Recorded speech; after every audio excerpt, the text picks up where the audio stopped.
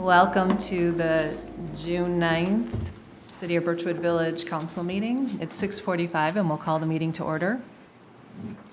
All council members are present this evening, and we'd like to begin with the public forum. Is anybody here to speak during the public forum?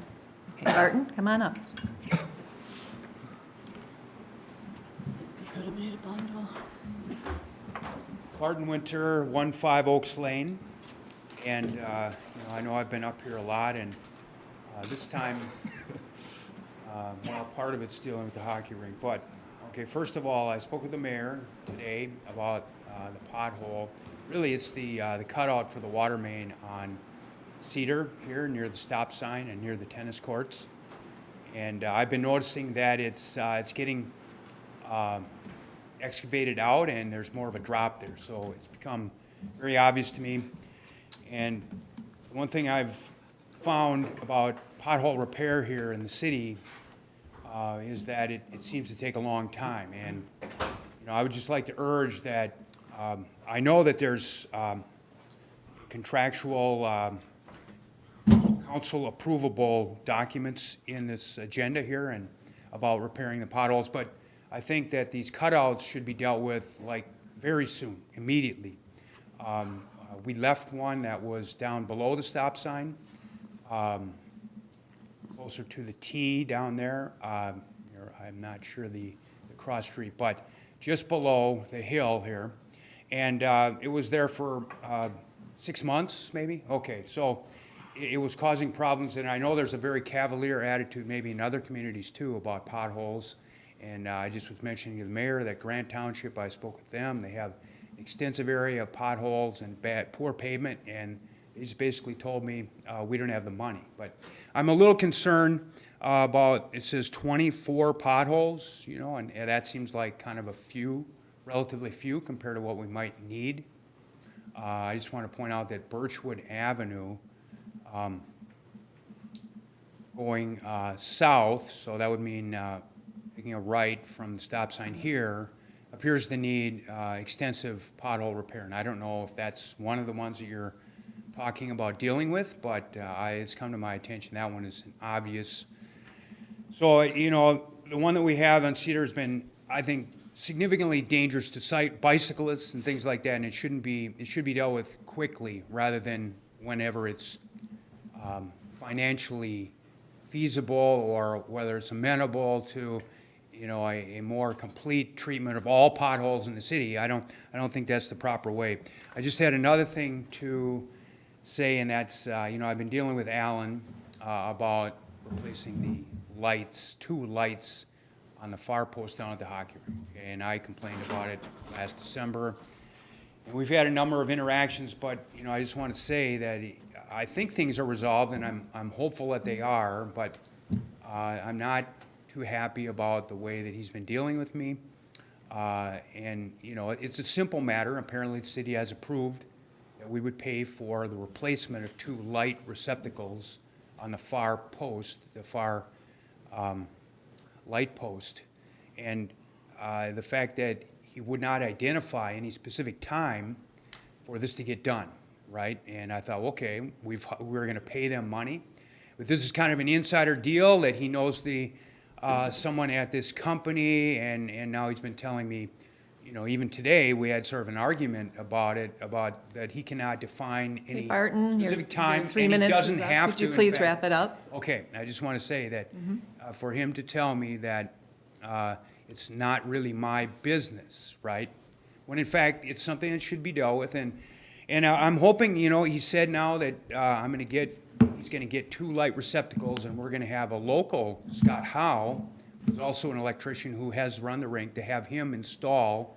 And I'm hopeful that, things are going to go smoothly, that there won't be any delays in getting the items that Alan has promised now. So, thank you. Okay, thank you, Barton. Is there anybody else here to speak during public forum? Okay, seeing none, we'll close the public forum and move on to the approval of the agenda. I would like to add a 0 above the 1 there for our Washington County Sheriff deputies. They would like to speak. And I would like to remove number 3 under new city business.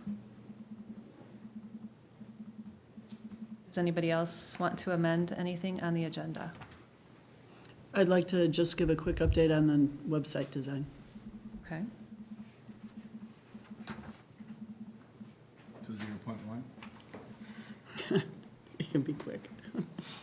How about we put that at number 5 under new business? Would that Perfect. be okay? Yep. Anybody else? Okay. Could I have a motion, please, to accept the agenda as amended? So moved, Kathy. Second? Second. Ryan? All in favor? Aye. Opposed? Hearing none, motion passes. Now we're on to the deputies, or sergeants, whoever's here. Thank you for coming this evening. You are more than welcome, Mayor. Good evening. I was going to say afternoon. It's evening now, isn't it? Good evening, Mayor, members of the council. My name is Sarah Helverson, and I am the patrol commander at the Washington County Sheriff's Office. With me, I have Deputies Gibney and Deputy Joe Roser, and they actually work in this area. So if you have any localized questions afterwards, feel free to ask them. But if I could approach the dais, I have some information on e-bikes that I'd like to Yes. share. Please. Thank you. Thanks. We're here just to inform you a little bit about e-bikes and what we've been doing to try to make sure people that are using them are safe and people that are walking or utilizing sidewalks or roadways are safe as well. So it's an interesting time to have electric bikes, but something I'm getting used to. If you see in front of you, I've provided you with a handout. This is really what our deputies utilize when it comes to enforcing statutes, when it comes to e-bikes. There's really 5 different kinds of e-bikes or motobikes that you might see. The first one is like a Segway. So if you think of Segway tours or how there used to be Segways, that's the first one. The second one is a motorized foot scooter. They originally were like those little razor scooters. Now they're just motorized scooters. The third one are e-bikes. There's 3 different classes, 1 through 3. The next one is a motorized bicycle. I'm going to call that like a scooter. So it's less than 49 cc's or 1,500 watts, and you need to have a license or a permit if it's a motorized scooter, and registration is required. The next one is your full-blown motorcycle. So we're really not focused so much on those as we are the foot scooters and the e-bikes. What we've been doing, it's difficult to tell the size of the e-bike from our squad cars. So what we're really focusing on is age and helmets. You need to be 15 to utilize an e-bike, and if you're below 18, you need to have a helmet on. So I've asked these deputies and the deputies in the patrol division, that's the easiest thing to really enforce, is actually age and helmet. So if we see somebody that clearly looks like they're 7, 8, 9, which we have, especially those little bullet Yep. motos, we can stop them all day long. Unfortunately, they can't be charged with a crime because they're younger than 11, but we can educate their parents. We have a lot of parents that are buying these things without understanding the actual statutes and what's allowable under statute in the state of Minnesota. So I just kind of wanted to touch base with you guys, see if there's any questions we can answer specifically about e-bikes now that the weather's getting warmer, or anything else you may have for us. It just seems like it would be, go ahead, Ryan. Well, I was gonna say, and my perspective on this is they become a real menace around here. I mean, just from my personal experience, I almost killed a kid who wasn't paying attention, who flew around a corner and barely was able to stop in time before he basically touched my truck. And I'm watching them, rip around in our parks and kind of trash stuff. So as a council, like, I hopefully, like, what do you recommend that we do to, like, kind of prevent this? Because I get it, like, and from an enforcement standpoint, like, what do you do? But, I mean, we have to make it punitive enough where they're not going to want to do it. As in regards to the parks, you may want to touch base with the city of Matamidi. I feel like, don't quote me on it, but I feel like if you touch base with them, they may, do you guys know if they created a statute Our city ordinance for parks or e-bikes in the parks. But I know in Montague, no motorized vehicles. We have that. In the parks. On our That's user- what ours is. You guys have something similar, Sure. there's no motorized vehicles there, so. And I'm sorry, No, I I'm- just want to make it clear that there's no distinction between like an electric motor and an internal combustion motor, right? Like, it's still a motor. Well, it's still a motor, that we have the motorized bicycles and the bicycles, but the e-bikes, if you look, it's classified with the electric under 750 watts. So when we get to an ICE engine, we're at the scooters or the motorcycles, which that's really not what we're dealing with. We're really dealing with the electric bicycles, is what we've noticed. So what I'm Did I talking, answer your question? I guess, but what I'm talking, I mean, let's call it what it is. I mean, they're little dirt bikes, right? That's what they are. And that's kind of, and the kids treat them like little dirt bikes. If you have little dirt bikes flying around here, call us. If they actually have motors, they're not allowed on the roadway. Well, they're electric. They're electric. They're electric. Sometimes, but I've seen gas ones too around here. I mean, With little kids driving them, like 8-year-olds. Yeah, so feel free to call. Call 911. 911's used whether it's an emergency or not. They'll ask you if it's an emergency. You say no, they'll put you on hold. But the best we can do, if you can get a description of the kid, if you happen to know where said child lives or which way they went, what color the little motorcycle or the e-bikes are, we can do our best to educate and enforce. Like, how much trouble will I get in if I take the bike and put it in the bed of my truck? Don't do that. Sounds like that. I mean, would I'd give you a suggest you don't do reward. that, but you could follow them safely at a safe distance and find out where they go. That's helpful to us, because by the time we get here 10, 15 minutes later, as you all know, they're gone, Yeah, right? no, I get it. I get it. I feel a little bit like an old man yelling at clouds about this, but they're almost hitting the kid with my truck, kind of. Right. You know, It's alarming. yeah. It's really frightening. These kids are going way too fast. They're way too young. Somebody's going to get very badly hurt, and we would feel terrible. Right, and whoever's driving that car is going to feel horrible. Yes, right. So When that's, you, Councilmember Spurl, so that's why when these guys are on patrol, they know to really look for age and helmets. Because like I said, sometimes the actual bikes itself are hard to classify, but nobody under 15 should be on one. right, And anybody under 18 needs a helmet. And that's what's easiest for us to stop and enforce for. What do you, oh, sorry. do you always contact the parents? I know you guys are so busy, but do you Oh, yeah. always contact the parents? Absolutely. Good, thank you. What do you do? How do you contact the parents if you find one? Do you get the kid to tell you the parents' address and then take the kid home with the bike? Gentlemen? Yeah, I've yet to have a kid not tell me.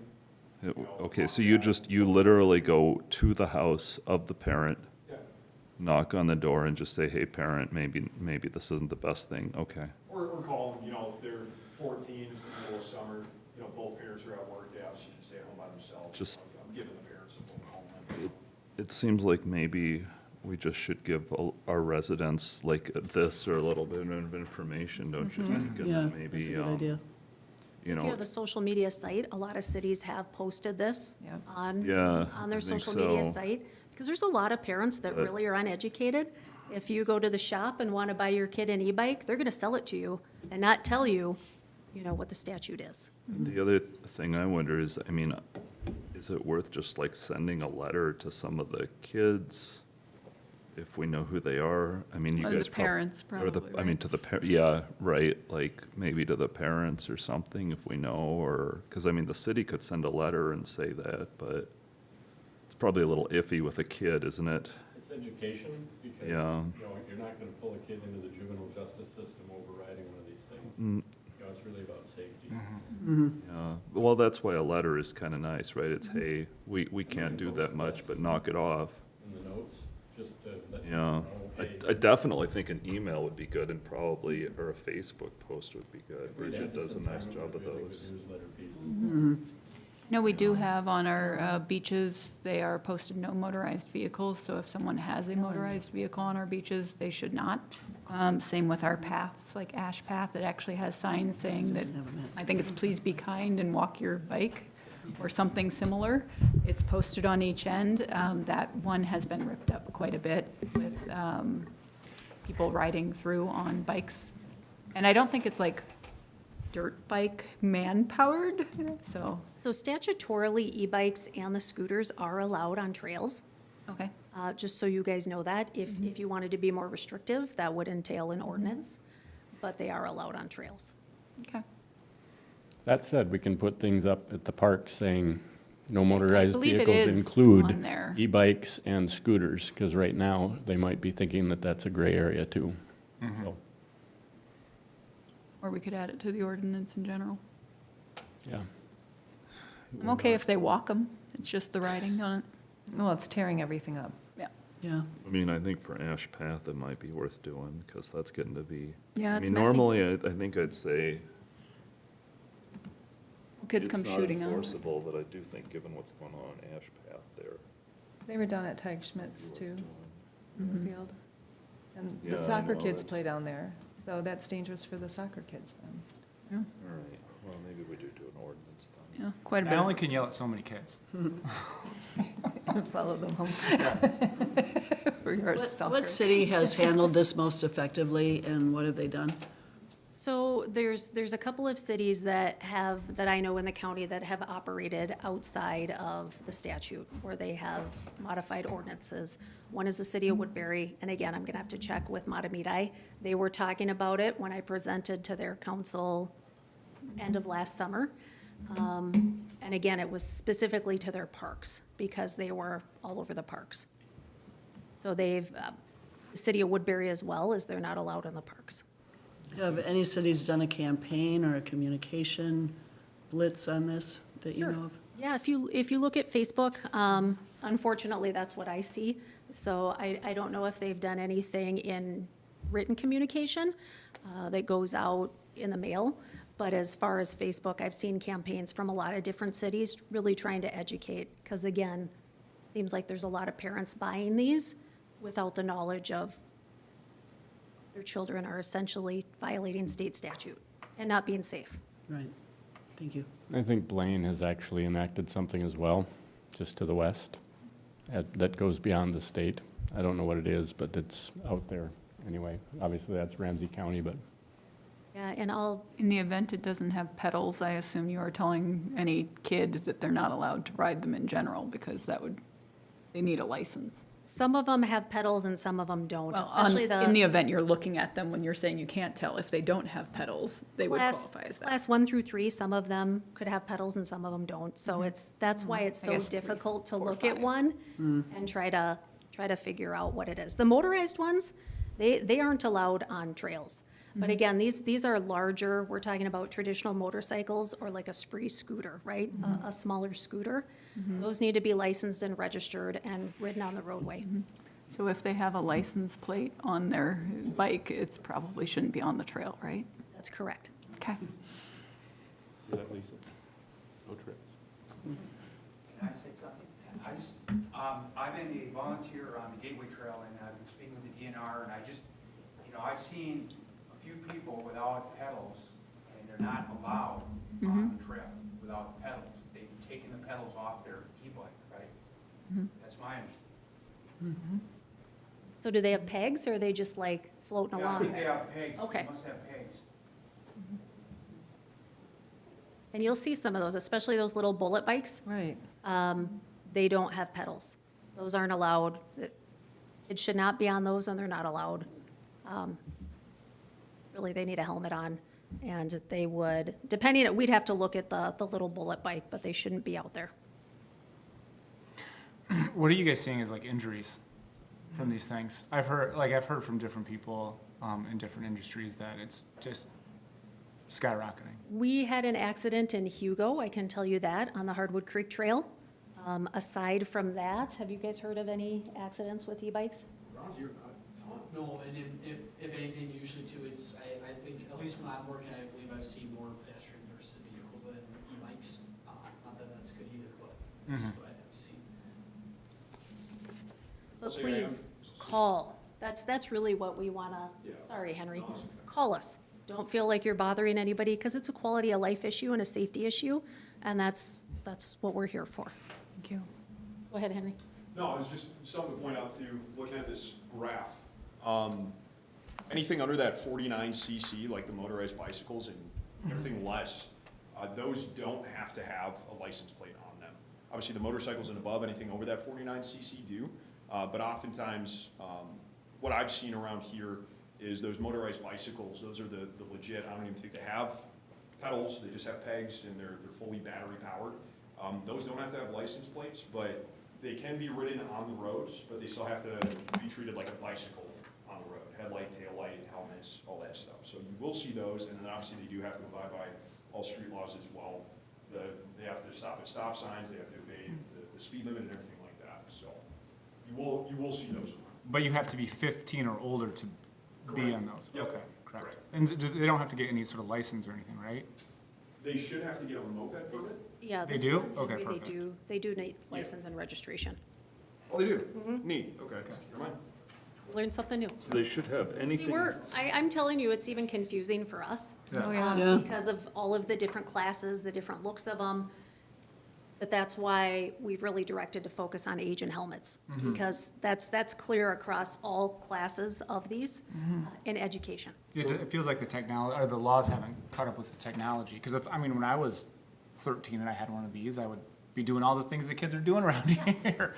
But I remember, like, you had to get a license to get a moped, you had to be 14, and I'm glad to hear that they have to have some sort of license to, or should have it to be Yeah, I had a pedal bicycle or the opportunity for like a Honda Spree, right, when we were 14? Yeah. None of this. So anything with a gas motor should have a license plate, if I understand. Is that correct? If it's on the roadway, If it's on so the road. Councilmember Hankins, like in the rural properties and Grant and stuff, if they have dirt bikes on their Yeah, private property, It's a fine. different story out there, Right, but. these, from our little graph, right, Henry?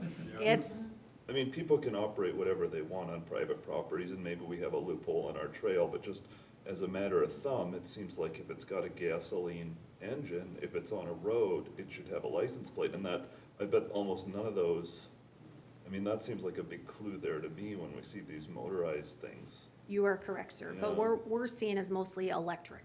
Yeah, I mean, we Even see, the little I bullet think thing. we see mostly electric too, but there are certainly exceptions sometimes. I don't know what you're talking about, like those little Coleman, I think they're like propane powered.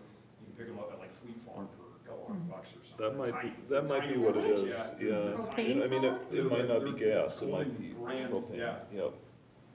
I've yet to see that yet, so that's new. Yeah. Those are tiny though, I don't know where they fall on that. I mean, according to this graph, anything less than 49 cc's, I mean, if it has an engine size and it's not based off of watts, yes, it should be registered, so. And 49 cc's is pretty small. I think we just need to focus on the age. Yeah. Age and helmet. Age and That's- helmet. That's Yeah, kind yeah. of what I'm going by, because that's what's easiest Just for us the to age. enforce, and for us to have those probable cause stops when we're stopping somebody on the roadway with one of these.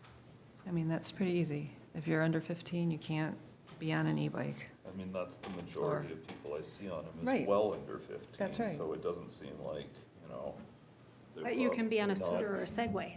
If you're under 15. Well, at 12. 12. not- Okay, well, they're under 12. But they all need helmets. Anything that has an electric motor as well, they need helmets if they're under 18. Okay. Would you ever confiscate a bike? We'd have no reason to, Councilmember Spurl, unless it was used in a serious crime. So if somebody. Probably doesn't apply then. Well, it could. I mean, there could be an accident. There could be something that we would need to take it for evidence. Great bodily injury or death, if that were to ever happen, which Let's hope not. let's hope not. Let's educate and have people start using these things responsibly if they are, and safely. And I know you guys are doing it, but I was telling this to Alan the other day, but I feel like with school being out, looking for these kids on these e-bikes is looking for fireworks on the 4th of July. So just keep your eyes out. They do. And then, again, call with the best description that you have, and tell your constituents to call with good descriptions or addresses if they see them stop somewhere.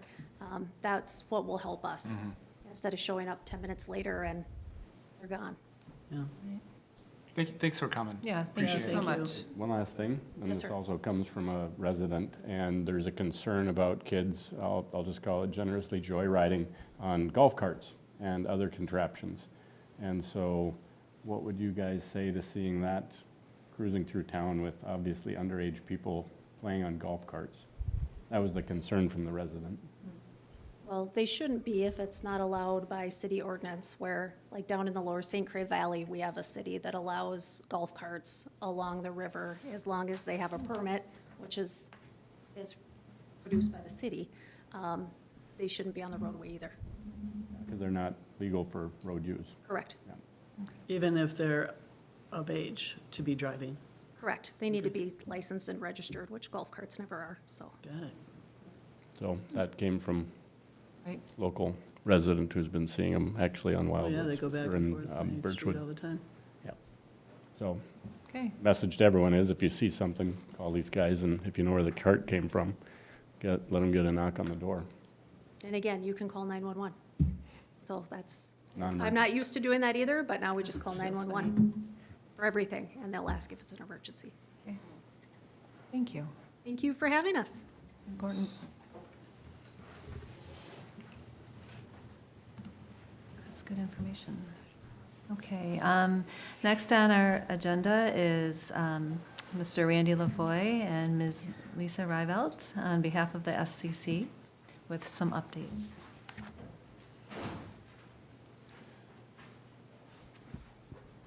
Good evening, Mayor and Council.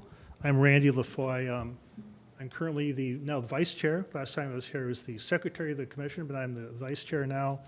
I'm on the Operations Committee. I'm the Chair of that. That's the committee that kind of keeps track of the equipment and the administrative rules. I'm also on the Executive Committee. I'm also a member of the Strategic Planning Committee. I'll come back and talk about it a little bit later, but that's where we're at now and where we're going to go. Lisa, introduce yourself here. Hi, I'm Lisa Rietveld. I'm Lisa Rietveld. I'm the alternate for Birchwood on the Cable Commission. She's a fantastic alternate. Oh, I tried. You know, a lot of the alternates never show up. She is always Oh, there. thank So, you. And behind the door, we're going to have him talk a little bit as Chris, our also member of the SEC. So, and I'm also on the Finance Committee, so I help out there and help out in different ways. So Oh. it's an interesting job. yes, fantastic. The SEC is kind of a quirky little organization. I have the handout. This one that has SEC at the top. And I was really kind of zone in on the verbiage. This is really what we do at the bottom of the page. And I wanted to highlight videotape local stories of interest, local concerts, parades. They've videotaped the Birchwood concert in the park once a summer, I think. They also did a new videotape of me with my AI art show. But anyhow, we operate under a contract with Comcast / Xfinity. It's kind of like a David and Goliath. We use them. Why is there a contract? Because Comcast is using the public right-of-way to get the cable to our houses. Subscribers pay a monthly fee, and that's how we use that fee at SEC to keep the lights on, buy equipment, and pay for the staff. The contract with Comcast ends in 2031. It seems a long ways away, but my experience is this, we need to start now. The last contract, we had a huge decrease in revenue, and I see that happening again. Whatever Comcast can do to take it to us, that's their, looks like you've got a question, Ryan? I was actually going to ask you if you're seeing revenue drops as people as CenturyLink and Quantum and whatever AT&T now I think come in and compete. Does that have any relationship? No, but what we're seeing is this cable cutters. Well, I mean, it is essentially cord cutting, right? Because people are dropping cable. This is what we're going to talk I'll about. talk about that. She's going to talk Yeah, about that, exactly. okay. That's a good point. We've got 7 full-time people that work at the Cable Commission, a lot of part-time people like Chris who come and videotape. When I started at the Cable Commission in 2009, we had 22 people working there. There's been that much of a decrease in revenue, so we're really at the bones. This is fantastic people. So what I wanted to talk to you about the strategic planning, which is what we're starting right now. They talk about our strength. We've got a brand new facility, which Jennifer visited. You should, if you come and see it, it's just down like a mile away. It's not even a mile. Yeah, County Road up. County Road F in Bel Air. You can bike. We've got a strong foundation with the cities, schools, events, parades, athletics. That's really our bread and butter. We've got a lot of content and engagement there, and really have high quality that we put out. The problems are revenue, and that's the slow decline. There's a staffing, because we have 7 people, something gets sick or wants to bail, we're really hurting. And I think the third thing I wanted to talk about is our member-city relationships, which is why we're here. We wanted to talk to you. How often do you want to hear from us? There's a quarterly newsletter. Do you want to get that in your emails, or you just get so much email you just don't want to hear from that? That's what we want to talk about, too. We can get some feedback. But I'm going to talk to Lisa, and she's going to talk about the broadband. So. I'm Lisa Rietveld, and I recently attended the meeting with Mike Bradley and Alan with our local cities to talk about the broadband franchising that's going on in Woodbury. So Mike Bradley, the attorney, talked about Woodbury being the first city in Minnesota to go ahead with charging a 5% PEG fee. And the PEG fee, that means Public Education Government, to any fiber broadband companies that are wanting to come in and install the fiber. So this is historic, because this could mean new revenues for cities. Since, cable's going down, broadband's going up, and so this is a good thing. So right now, there's 20 local cities, including Lake Elmo and Grant, going forward with this new contract, charging 5% and PEG fee, and it's a 15-year contract. So Mike Bradley's handling this. So right now, Birchwood has a contract with Quantum, and Quantum was sold to Lumen. And so we need to revise that contract. If we revise the contract, we can change it, adding the 5% PEG fee and changing it to the 15-year contract. So all we have to do is tell SEC, and SEC will work with Mike Bradley, and he'll handle the contract for Birchwood. So, so if you want more information, like details or whatever, Mike can come here and talk to the council for, hour or whatever, half hour, whatever you guys need. So he's open to doing that, and SCC will pay for that, his time. Would residents feel the increase on that? Would they? No, it comes out of their profits, so they pay that. So, so in summation, if we amend the Quantum contract, you'll get the 5% PEG fee, or part of that, kind of how they work it out with the SEC, and then a 15-year duration. So that should provide a new revenue stream for Birchwood. So it's a good thing. I want to just interject. You've heard the name Mike Bradley. It means completely nothing to you guys, but he's an attorney in Woodbury, but he's really not just an expert on cable commissions statewide. He presents a ton. I've seen him at national conferences presenting too. Mm-hmm. So he is one of the go-to guys on what's going on. He's talked at the legislature, so so this is. He's a big dude. He's not a big dude, but he's very powerful. He's important. Yeah, he's important, smart. and he's really knowledgeable what Yeah. he's talking about. So we do have a video or PowerPoint presentation that he has done before, so we could present to that, We can give get- that them too. You So can get them that link. yeah, so we could do that also. Okay. So the next steps would be contact Cindy at SCC and say you want to go ahead with this new contract. Have Mike Bradley come and And, talk about it. yeah, or Mike Bradley could come and talk to you too, so.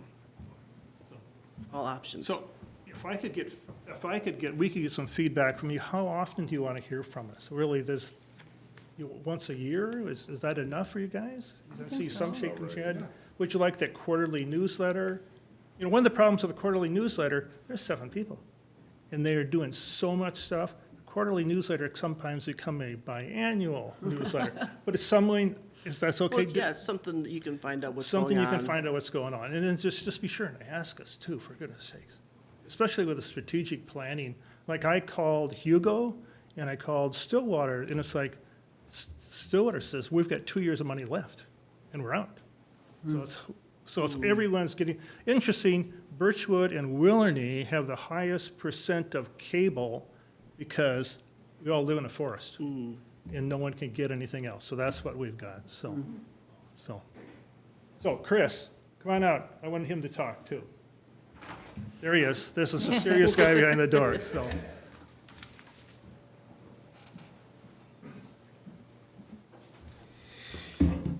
Mayor, members of the council, if you guys don't know me, my name is Chris. I am the cablecaster for Birchwood. I think I've been serving here for like 4 years, I think, at least. I lost count. I've loved it here. Just working with you guys. I love the guys at SCC. Just kind of compliment everybody out there. Couple updates that's kind of on local here, once I can get into my phone. A year ago in January, we switched from going from Facebook to YouTube, and that's been a huge success. We've been getting maybe 20 to 30 people live watching, and then even more beyond that. So it's been great just switching over there. Had a video billboard that I've been kind of working on, just kind of getting like updates, any like weekly announcements that I see that come out of Facebook, I put on there. I'm not sure if anyone's been watching, but that's been going on. If public, you guys have any feedback, please let us know. Yeah, it's been great. And just seeing the future success. He's got an ask though, too. I do have a few asks. A few asks is we are looking for a new camera, a fourth camera for in here, kind of to be able to kind of show more like the wide shots and be able to have faster ways to get to your guys' shots, and that's ranging around like $1,200. So we're kind of looking at. And then the other request I have is a router panel to be able to freely route the TVs, route like laptops. Right now we're kind of doing it kind of the back end, not the most recommended way to do it, with the little cheap boxes. Getting like a Blackmagic router panel, that's going to cost us maybe $1,500, give or take. Those are kind of the two big requests that I'm asking, just to kind of vamp up the technology here and get us a little more stable than we are right now. Any questions? Could you send, So I want to interject. The Cable Commission, and Lisa can help too. The Cable Commission sends money. Yeah, there'll be a rebate later this year. They were thinking for equipment for the room of around $1,000 that you could use for that. So, and there might be some left over, any money's left over from equipment. I don't know. It's a dedicated fund, Yeah, yeah. dedicated fund, right. So I don't know who tracks that, if there's any money left over. Yeah, have we spent down last year's yet? I don't know. I don't think so. I I've don't never know. seen something come from the commission saying, here's what your balance is, but we can work that out with Cindy. Yeah, yeah. Yeah. So there's dedicated funds to do either stuff. Technology. So I want to let you guys know that, Chris, so. could you work with Randy to just get what you want?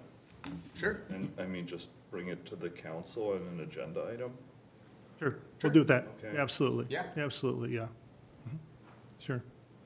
And we'll check with Cindy about how much, if there's any money left over, and then what's coming, so we Yeah. can figure Do that that, out. yeah, be yeah, great. exactly, too. Maybe 1 year at a time. Okay? Thank you. Yeah, thank you for serving. on Yeah, that any, committee. do you guys have any questions? If you have any questions, get a hold of Lisa. I'm more than happy to help. Okay, Okay? thank you Thank you. both. Thank you very much. Thank you. Thanks, thanks a lot. Now you go away.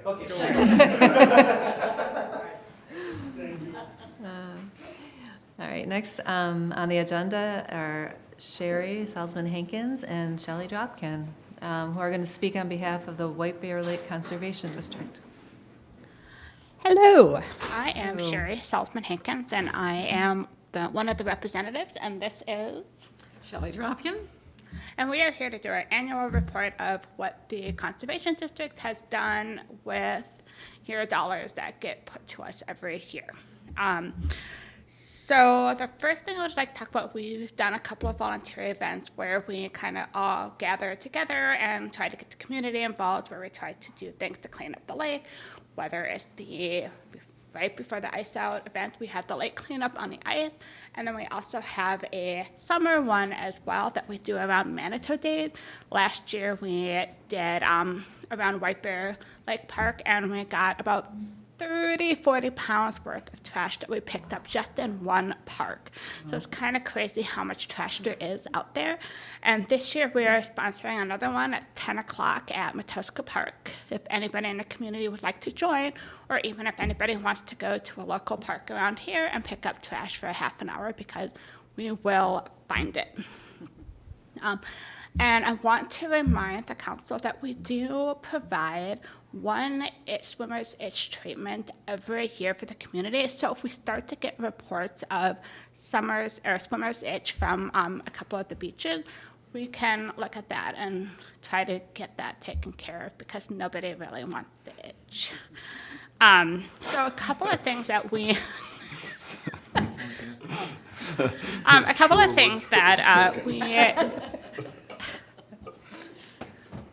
maybe I need to get the responsible adult back up. So a couple of things that we do every year is we do sponsor treatments around the lake that help with Eurasian milfoil and phragmites and things like that. So in the next couple of weeks, we will do the local tour of the lake and identify the parts that need to be treated. And then a couple of weeks later, we will treat them, because we can't really identify them until they start to really grow. So it does take some time to do that. And we have noticed throughout the years that it does make a difference when you treat, because things are getting smaller. Yes, we still have other ones that are popping up in other areas because we can't stop it, but we can decrease the sizes of some of them that we see. Thankfully, Birchwood, along our shorelines, we don't have as much as you see over in Commercial Bay and the beaches on the other side of the lake. So that's really good. I would like to remind residents that we have a new invasive species that is out there that is invading some lakes in Minnesota, and it's called starry stormwort. And I talked about this the last time I was here. The idea is if you bring a boat in and it's come from another lake, that we really do need to make sure that we are cleaning the boats up really well to make sure that we don't bring in an invasive species. And this one is a lot harder to get rid of. Like, it's expensive, you have to bring in massive equipment, and it's teeny tiny and it's hard to catch. But we are searching the docks a couple times a year to make sure that we can catch it before it would even spread. Do you have identification information? Do you have identification information for that one that we could add to our newsletter? So it's on our website, and then if you go over to White Bear Beach, Ramsey County Beach, we have huge signs on a billboard that show you the picture. It actually looks like a little white flower that grows in the water. Mm-hmm. So there's only about 5 or 6 lakes in Minnesota right now that have starry stormwort, and so those are more up north. But you just need that one person that comes in without cleaning the boats. And so most of the residents here, they're pretty good about it. So just a reminder out there to just keep an eye out on that.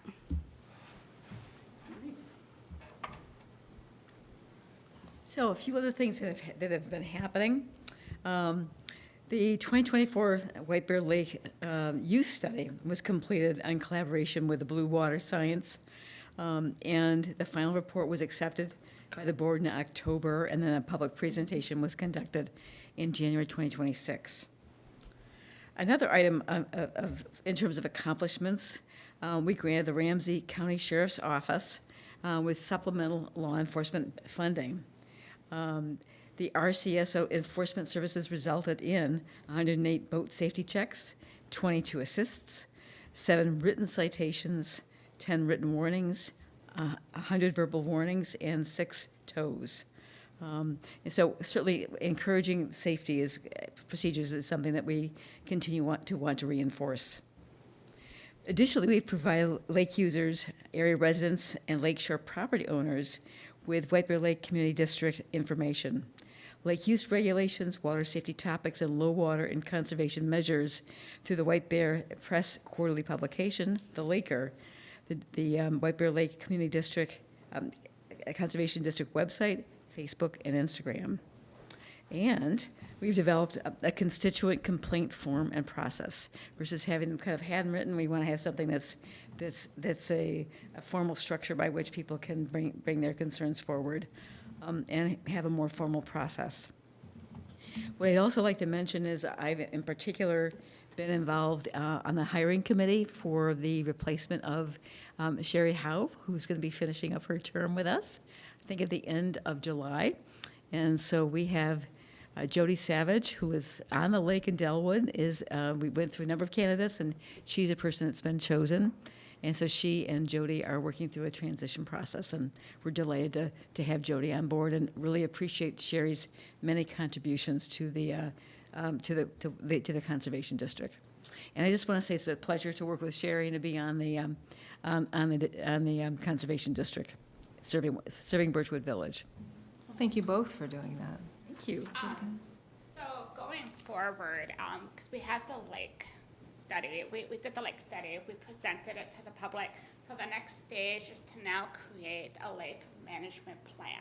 There hasn't been one since 1999, so we are due for one. And so what we're going to do as a board, we are going to identify like key components of things like that we have concerns and that need to be managed, not to be limited to like speed, wakeboards, any other concerns that we see around the lake. So we'll do that in August. And then from there, we will start to look at having a committee, and it will be encourage residents, not just the board, to come and talk and figure out what we would like to see in that management plan. And then we will hire a firm who will go through and get the results from other cities and the U of M and pull everything together and help us create a viable plan that we can support. So that's what we're looking for from now to 2029. So 30 years later, we'll have a new plan. Any questions? That's great. Thank you again. Okay, well, thank you. Yeah, appreciate your time. Okay, we're on to city business. Number one is planning and zoning RFP discussion. Does anybody have anything to talk about?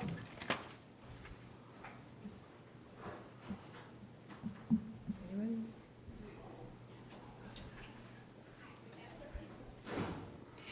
Okay, then perhaps we need a motion to offer a contract to one of these planners that we interviewed.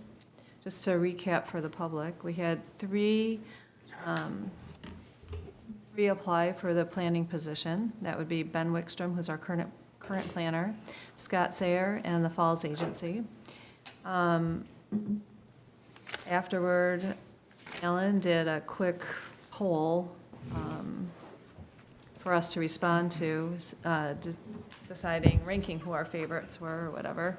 And Ben came out the leader, but it was very close. So, do you guys want to add anything to that, or do you want to make a motion to hire or offer contract, or what would you like to do? I mean, I just want to be honest about this whole process. I have legitimate reservations about all three. I think that Ben is the incumbent. Comes with his own baggage. I think Scott lives far away, and I would like a planner to be available for meetings. That would be nice. And the Falls Agency worries me because I don't think we would get consistency of an individual working on planning. I think it's going to be kind of farmed out, and those are my concerns with all three. And I kind of have a hard time with each of them for that reason. Given the issues that were raised with Ben Wikstrom, can we, if we were to say he would be our person, can we make it a part of the motion to create a contract that addresses some of the issues that we've had. Mayor and council, just based on Ms. Spurl's looking at me, I assume that's a question directed at me. It is, yeah. And I'm not going to say one of the problems is that there is no clear definition, because I think by hook or by crook, expectations have been made over time, but there has been no contract for a while. So if there are specifics, I think a lot of them can be addressed with clear metrics in the contract. You know, this you shall do, and go from there. And if that's too much, and if it's too burdensome, the response is, no, I don't want to do that. Yes, agree. That'd be my guess, so. But we have to tell everyone what we want and make it very clear and part of a contract, I think. And when I set this And up. then part of ongoing performance assessment. And I think I emailed you saying, whatever we do, it would be nice to have a contract. Mm-hmm. So how's it working right now, Alan, without a contract? Was he just, He has a contract. he has a contract? Well, it's not, I would say, it's rolling, but it's, There's a written contract that's signed by him and endorsed by the council. I don't think it's current. It was just an open-ended contract. I can send you a copy if you want. Yeah, I didn't think there was anything current, but either way, it's always subject to, if it is just a rolling contract, then it would be subject to whatever we wanted to revise it to. So what was your question? I'm sorry. Just how, if there's no contract, how it works? Like Oh. how like, are we just like, He's billing pursuant to the contract, so it's under retainer. Sorry, that was your question. So I don't think we've seen any billings from him because we haven't asked for any, and that was one of the things that Councilmember Hankins was concerned about is what are we spending here that we're not recouping? And to my knowledge, there just hasn't been that much billing asked of him to be then billed against some of these projects because it's actually been a fairly slow business year. So. But in the contract, we could say, we want billing within X amount of closing some issue. Yeah. And I think that at the end of the day, it's helpful to actually have that in the building file anyway. So he's waiting to be asked for a bill as opposed to just generating a bill every month. And I think I've seen something over time that suggested that he should be sending those billings in just as a regular business practice. And so I don't think that that's been done. Right, again, we can put it in the contract. Yeah, we can certainly put it as a measurable in the contract. Yep. So I think he's got to be keeping track of his time on some level, but it's not being sent in as a bill. Okay. Kathy, do you have anything? When Ben was here last month, he had commented that he has submitted bills, but none have actually been sent out. So I'm curious where those are and what has been happening with them. My understanding from Therese is we'll just use 131 Wildwood as an example. So that's still under a build process, and so none of those charges have been charged to the homeowner yet. And so once they're added up, they get a bill. And so I think there is some time that's been accumulated, and I'm not sure if it's done yet, which is why it's left open until it's ready to be finally billed. So. But I think Ben's has he been here all 4 years? He's been here 3 years roughly, 3 3 and a years. half. He started in like April Okay. after you and I started. Yes, so- okay. So when we had hired him initially, we had it as contract, and then we were supposed to have this new permitting software that was going to save us tons of money, which didn't. But the deal that we had discussed, and I believe it's in your document, was like 2 years ago, I think, where it was after half an hour of consultation, he was supposed to start billing. If that has not been happening in the 3 years, how are we going to enforce that? Because it's not happening and we're spending money we don't need to then. I don't think we're spending money that we don't need to, because Or that shouldn't be from the city, I mean. he hasn't been charging beyond his retainer. Okay. So even if he did nothing every Well, month, No, that wouldn't this be was billed. to recoup some of the costs Yeah. from the retainer. It wasn't going to be just money that went to Yeah. Mr. Wikstrom. It was supposed to go back towards This was supposed, planning. and that was always the agreement we had when we started with him, was that we would find a way to recover this, and Margaret basically worked on an agreement with him, and then he never provided his hours to the city, right? So, Yeah, I think that's probably remarkably true, because he thinks he's just providing this as a service to the city. And he is, so that's what the retainer's for. Because I've heard it out of his mouth that, hey, I haven't billed you for anything because I just do it as part of my retainer. So that might just be a disconnection there. But he agreed to it in the meeting. I understand what you're saying. I'm just saying it might be a disconnect on his part. So we need to make sure that's in the contract. And because I'm it not should sure be. that that's cost us that much money just because there hasn't been that much activity, but I get the point. Yeah, but I mean, as far as like if we have any money that could be coming to cover costs, we should be focusing on doing that for this group. It sounds like we should review as a council this contract before it's offered Yeah. in fairly decent detail. Yeah, and perhaps a little bit of role-playing too as to what it's going to look like in practice. Because I know he does go out and meet with owners and just sort of spitball ideas and what might fly and things like that. So, you know, there's kind of a gray area between what's official time and what's consultation time. And so I think he wants to be available to citizens. And at the same time, do you have to tell them then, hey, your half hour's almost up. Do you want to keep paying me or should I leave? You know, that's a difficult thing to tell someone who's just trying to do it right. So it's just kind of a gray area, I'll just say. I think that should be upfront when they contact the office and Therese talks to them. She's the first point of contact. And that should be stated. You get 30 minutes of consultation time and then you'll be billed. And then it's up to Ben to say, well, I spent an hour with this family. Yep, and I don't think that that's being done. I can't tell you that for sure.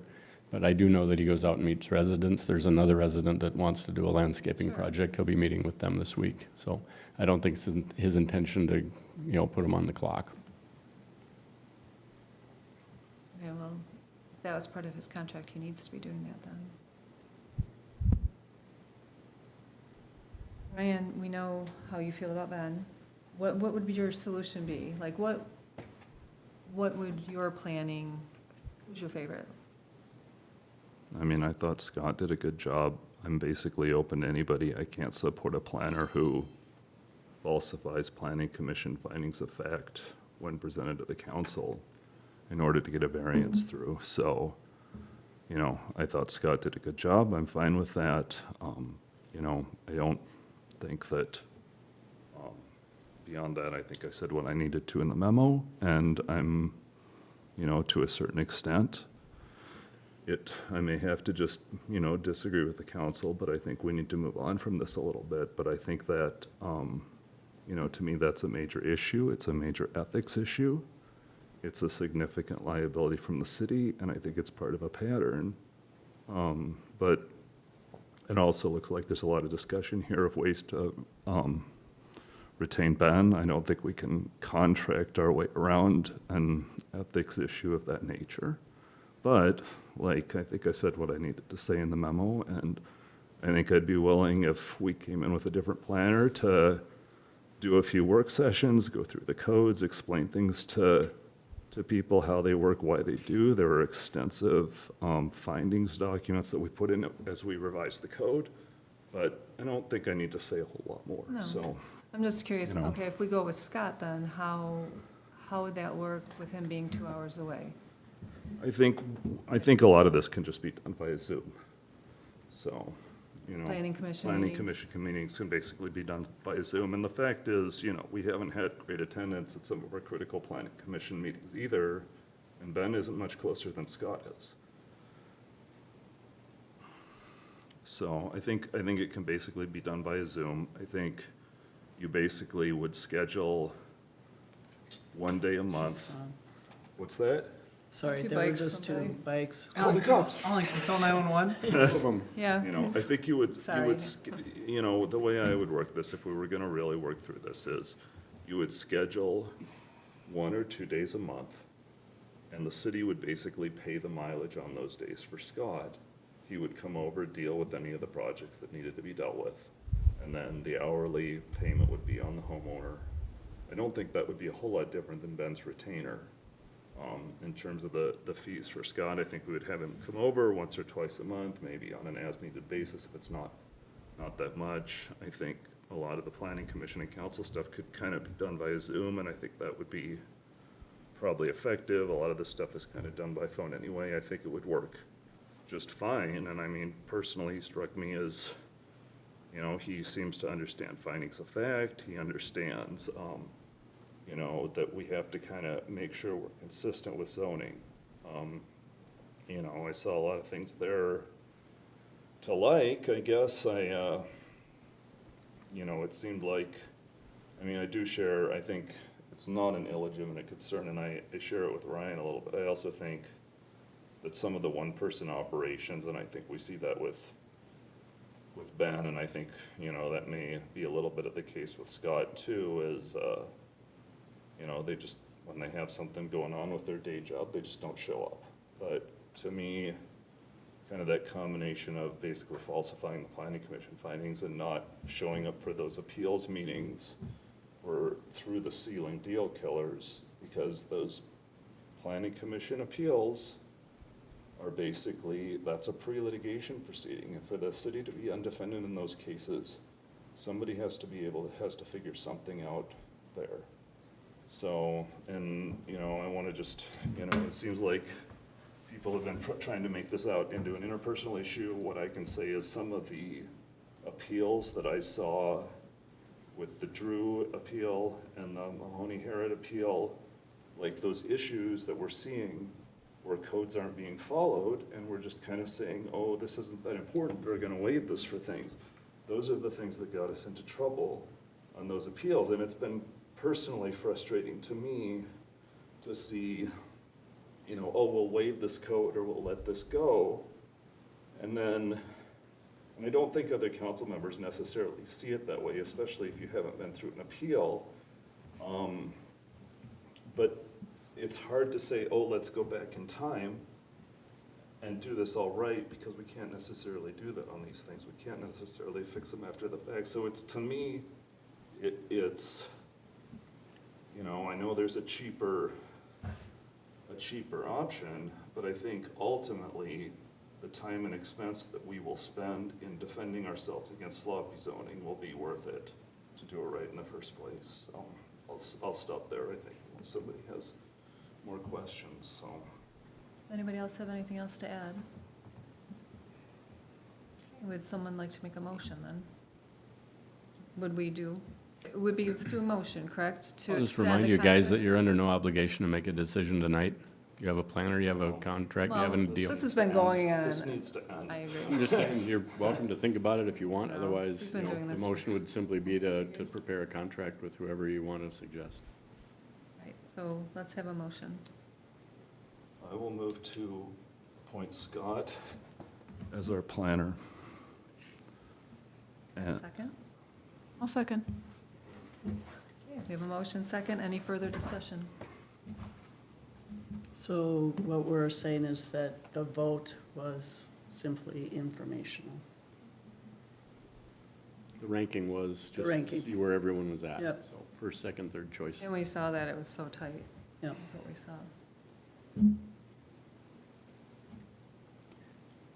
I'm not expert in this field, but here were my concerns about Scott. I didn't think that we got very much more than Ben in terms of his process, in terms of his knowledge. He seemed old school to me, and I do worry about his integration with the office downstairs.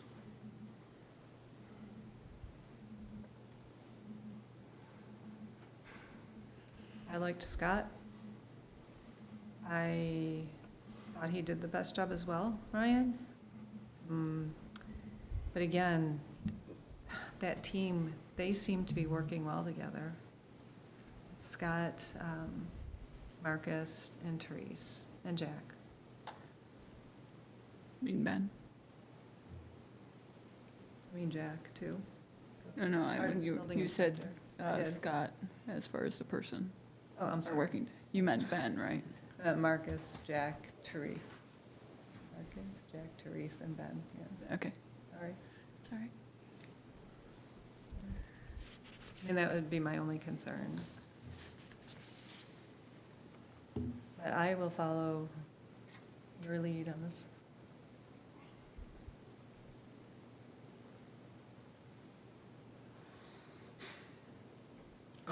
I do get worried we're just gonna find ourselves in the same spot 6 months from now. And so, I mean, what are we gonna do as a council, regardless of who the planner is, to make sure that we're not?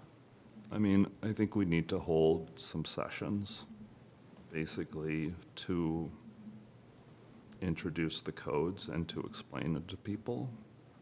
I think we need to set some pretty clear expectations.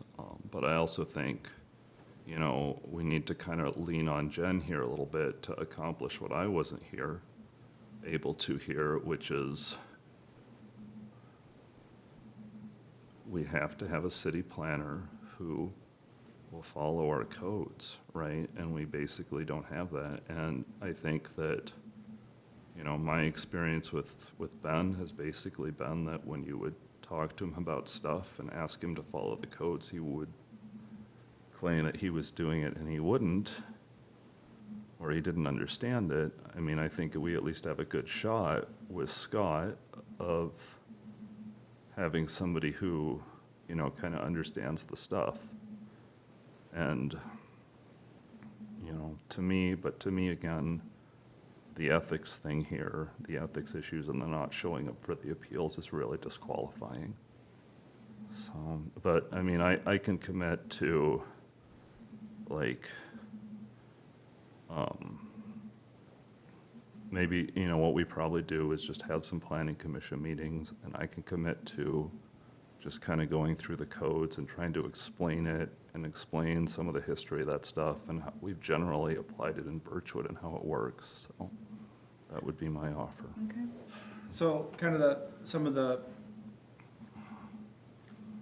issues that I've kind of seen pop up, and after, you know, analyzing some, I mean, basically Hankins' letter in the agenda is I think we need to define what constitutes a complete application. We need to make sure that's done. When can requirements be waived? Because, and Hankins, I know you're the expert on this, but there's a section in there saying the planner can waive certain requirements. I mean, there's basically, so we have explicit requirements of what's required. That was a dumb thing to say. There, we have certain things are basically always required. And then we have a section that if the city planner deems certain additional information necessary. Correct. Blah, blah, blah. Yep. And so the problem is, and we actually added that because the planning commission was complaining that they couldn't make any progress on getting stuff. You know, they were getting repeatedly incomplete applications, and they had made requests to Ben, and he wouldn't fulfill those requests of what they wanted, but, you know, and so we amended the code. And so in certain cases, like with retaining walls, it's not super exciting to me to go amend the code every time we want some additional documentation. But there should also be, like, when a variance comes in and the retaining wall, and then they say, well, we didn't get what we wanted the first time, that's fine. But I think there kind of needs to be a revision process there where the planning commission is saying, oh, now we've kind of got a little more of what we want here, or like, give us what we want, and then that kind of becomes the process going forward. I mean, I don't think we're gonna codify everything. No, We need to codify more, but yeah, like, but I you think know. when discretion is given and then it's taken, it's hard to then find fault with it. And so let me keep going.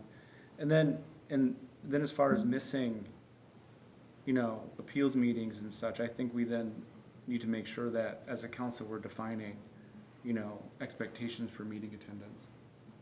those things are clearly in the contract, though. So it's clear in the contract, but, so, I mean, he It basically says violated his 10 contract. meetings.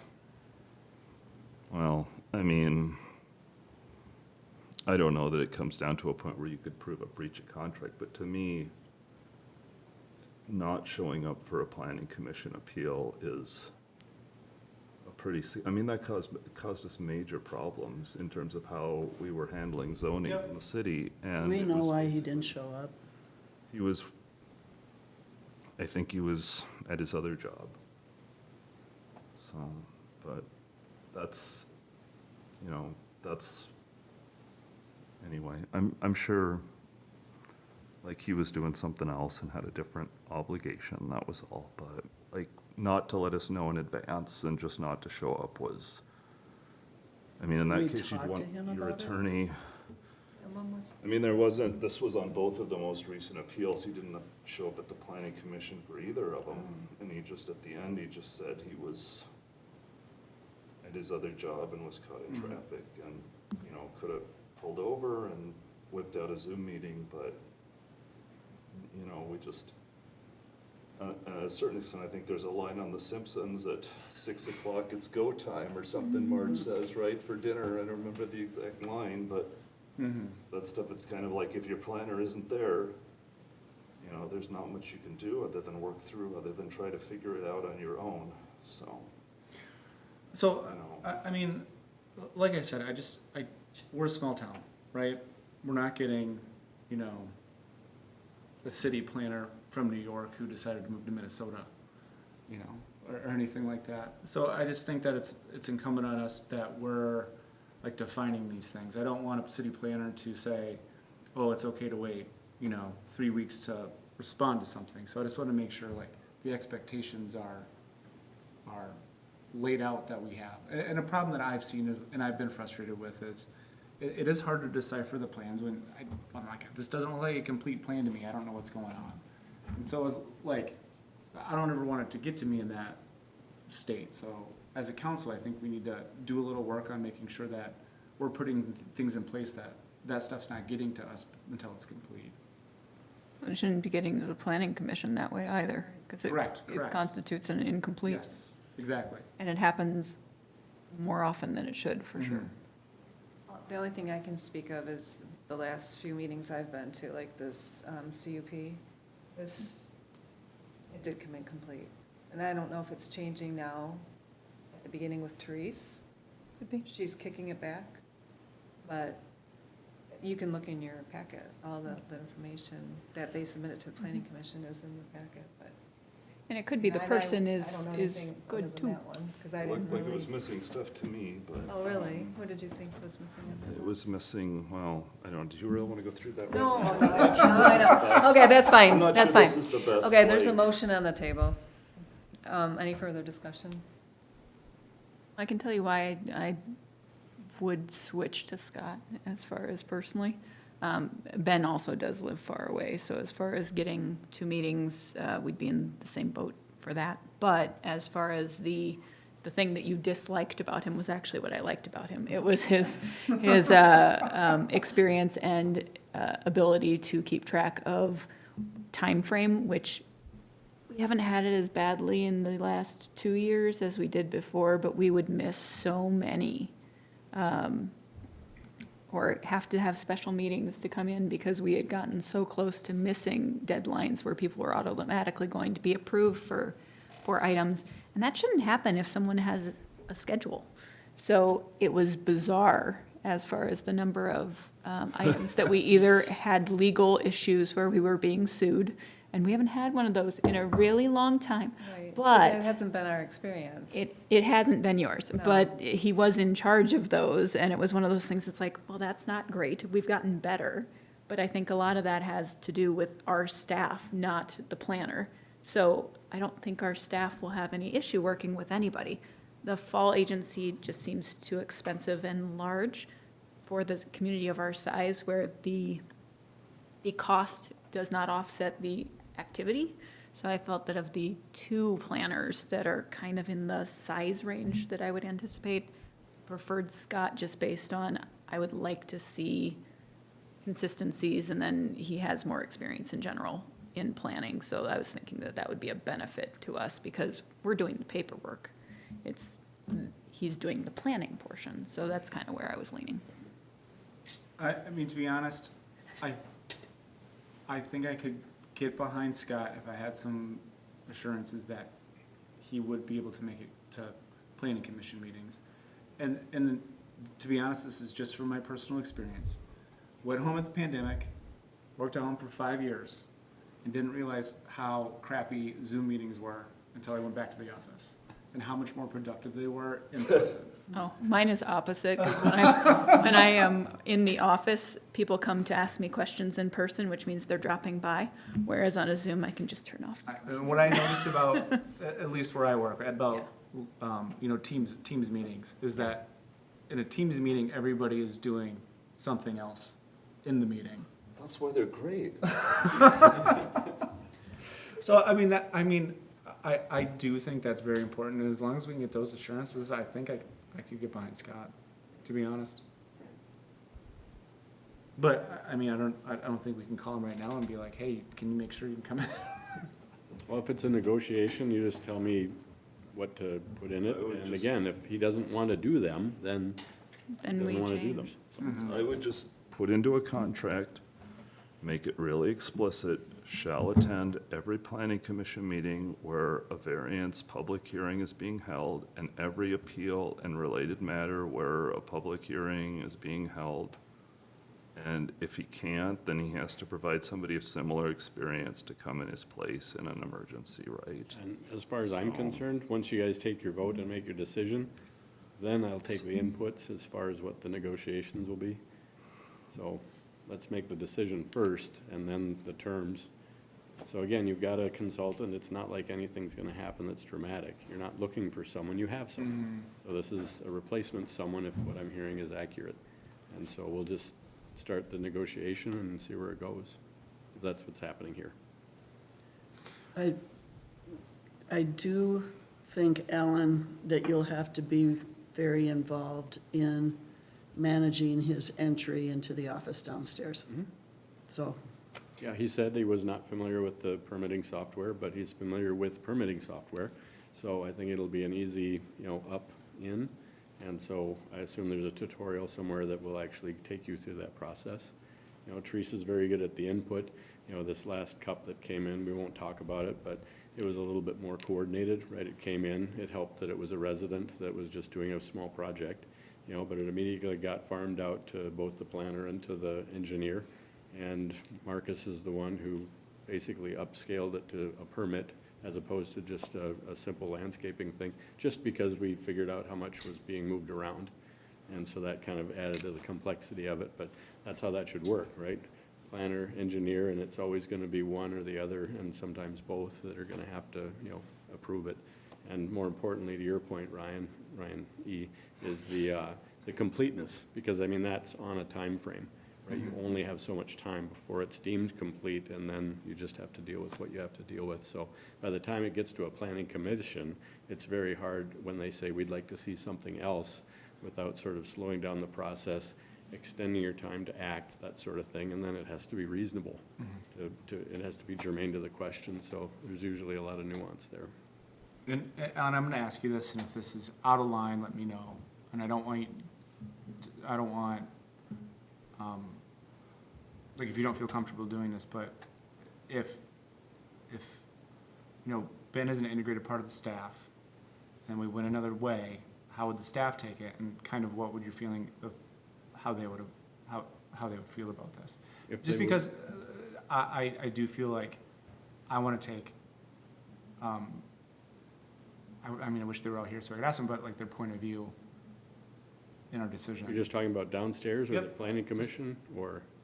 Just your feel of, just downstairs. There's obviously a relationship there, because it's hard not to have one with everybody. Sure.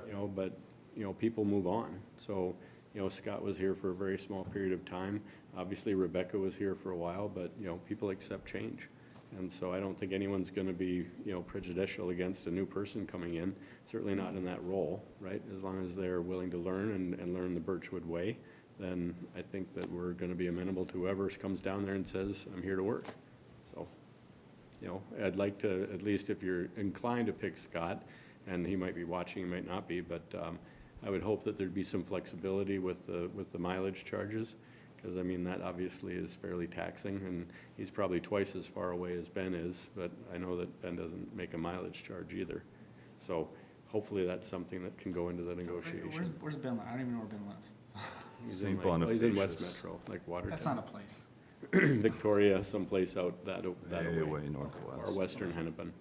Could we structure the contract like we did with Scott, which would be, there would be a period where we're checking each other out, and then, what did we do, 6 That's a good months? idea. Or 6 I months. think 60, 90, was it 6 months? I mean- think it was 90 days, 3 months. That we made it to 90 days. We did. I mean, I can structure it however you want. I mean, if it's a contract and you don't put that in there, then it's probably just a rolling contract, right? No, It'll be yeah, that's true. terminable on some period of days. Right, And so the challenge with a planner is if everything goes dark and south and there's no test, right? There's nothing for them to do that would require any of the Yeah. things that you're kind of saying, how would you perform? Then that period of time is sort of pointless. right. How would a transition work with ongoing ongoing projects? I would say that there should be a wind down period. So we would maybe start up the new contract, say August 1st or something like that. And just hope for Or as new ones professionalism? come in. I would want to check and see what the current, if Ryan's got the contract that's current, you know, if there's an out clause, we need to honor that, whatever that period of time is. So it depends, a lot depends on your vote, right? Whether this is going to be a reestablishment of a contract or a new one. So a wind down of one and then a up start of another one. Okay. Call for a vote. You ready? Please.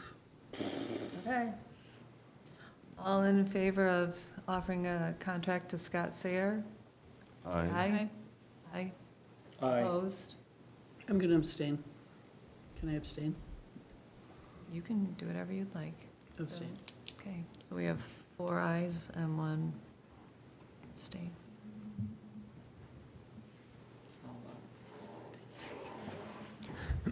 All right, Okay, with thank that in you. mind, if you guys come up with things that you'd like to see in the negotiation process, just email me. And it doesn't have to be a contract term, just things that you want me to be aware of, you know, just so that it's addressed, and so I'm thinking about it before we bring a contract back. Okay, on to new city business is first reading of ordinance 2026-02, repealing section 66605.021 regarding canine permitting. I had a question on this one. In the actual, I'm not on the right page, hold on.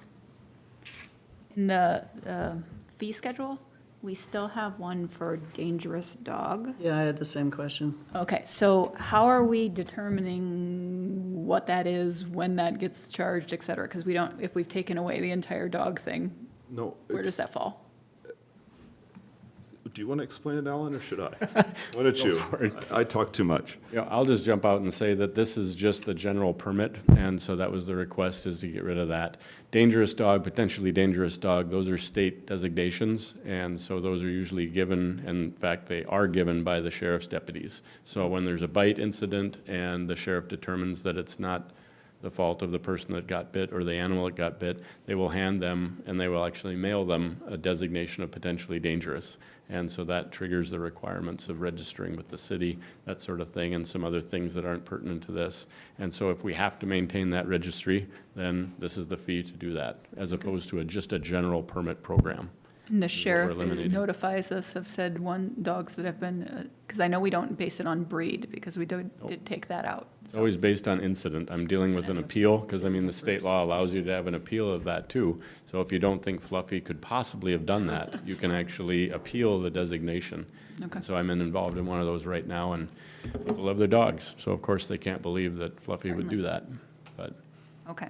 I was just curious because I was like, well, we have this other thing down here that requires payment, in which case, how do we know that this exists? So, yeah, and this is just a draft, so you guys can carve it up. I know Mr. Hankins sent me something saying we should keep some language about vaccinations for rabies. So this is your code, so we'll do whatever you want, but this is the first swing at it. I'd like to just, did that answer your question, Kathy? oh yeah, regarding how that designation gets Yeah. affiliated, recorded, what have We you. get those, so the copy will come from the sheriff to us saying, hey, we sent this designation to your resident regarding this animal. I assume that does not expire until the animal does? until the animal leaves, and it doesn't even expire when the animal leaves. So it's a designation that's made, and it's there until the animal Well, expires. yes. So- Okay. So, like Alan said, I sent him a section of code, but so that I would propose that because we're taking out a bunch of the licensing stuff. Is it a replacement or a keeping portion? What did you want to keep? Yeah, I'll read it here in a second. Let me just give a short intro. This code was kind of funnily written, and even though I changed it, I probably should have fixed this and I didn't, is that we really should, before it was you have to get your dog a rabies vaccine, in order for you to get a license. When we took out a licensing code, we took out I think we should maintain a requirement on rabies vaccination, even absent the permitting. There's a couple reasons why, but I think a good reason is if somebody comes and says, do I have to give my dog a rabies vaccine? I don't think there's any statewide requirement that they do so, and I think we should require that. So that would just, unenforceable probably in most cases. But I do think it's a good idea to just leave it in there. So I'll just read my blurb quick and then you can all object. But it's all dogs kept, harbored, or maintained within the city must be currently vaccinated against rabies. Vaccination shall be performed only by a doctor qualified to practice veterinary medicine in the state in which the dog was vaccinated. The owner or keeper of the dog shall maintain an original certificate from a qualified veterinarian showing that the dog has been vaccinated against rabies, the date on which the vaccination was administered, and the duration of its effectiveness.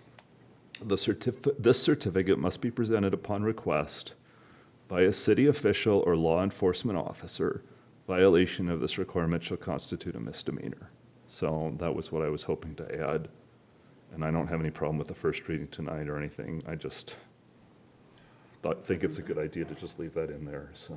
Well, yeah, that's fine, but no one's gonna be like, you know what? I read that city code, I'm not gonna get my dog vaccinated. Like, it doesn't seem like it's doing anything. It still says what we stand for. I guess. And if it helps, what I would probably do is take out, if you agree with this as a first run of strike-through, I can modify this to simply, it'll read the same way it does, but under permit, it'll simply say, and I'll come up with the language, no formal permit is required. However, these are the following rules that we expect you to abide by if you're going to maintain a dog in the city. So it's hortatory, right? Because no one's going to be dog copping people and stopping their animal, But you should simply say a lot of what Ryan just said. We expect your animal to be vaccinated. I'm not sure if keeping a certificate is handy, but most responsible owners will put the vaccination tag on their animal. And if you're at large with the animal, you should be, they should be on a leash, but more importantly, the information should be on their collar, if they're going to be out in public. Something like that, anyway. That sounds good. Take a run at it. Okay, We so, can always spend, Ryan, a couple months going through this. We don't have to just do it next month. So we can make some language changes, and then if you think about it a little bit or something, we can spin it a little more, so. The intent of it is fine. Rabies is a very dangerous disease, and I've been worried about my dogs getting bit by things with rabies, even with vaccines. So I get it, but my thing is Enforceable. It's something that's never going to be used. I just don't ever see a time when someone's be like, show me the rabies vaccine or certificate, or someone's going to make a decision based on this. Only Or the sometimes dangerous it's helpful, dogs. and Yeah. where it would unfortunately crop itself up is if you got into a tangle with a dog, right? And the police had to be called because Fluffy bit Scrappy and there was an injury. Yeah. And all of a sudden, they have to take the dog in because there's no proof of vaccination. You have the further hammer of being able to say, oh, not only is your dog going to the doggy pound, but you're going to get cited for maintaining an animal without a vaccination. Well, in that instance, if they don't know if the dog is vaccinated, they euthanize the dog and then take the brain out to look for rabies.